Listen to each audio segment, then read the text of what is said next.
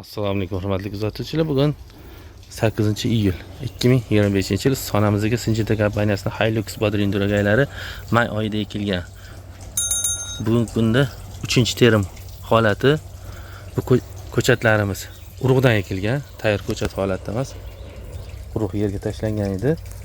Mana paleylarni ko'radigan bo'lsak, bo'g'imida o'rtacha 3 tadan meva tukkan.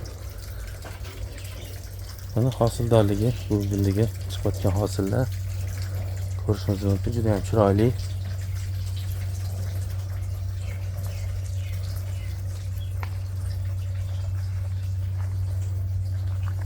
O'rtacha hozirgi kunda 12-14 sm bu. Sal teparoqga chiqib yana uzunroq chiqadi bu.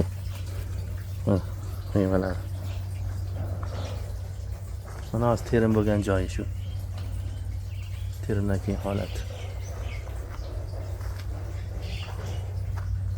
Haligi ko'radigan bo'lsa, multifruit. Sovutish sistemalari yo'q bu yerda. Shunga qaramasdan juda ham yaxshi hosil chiqyapti.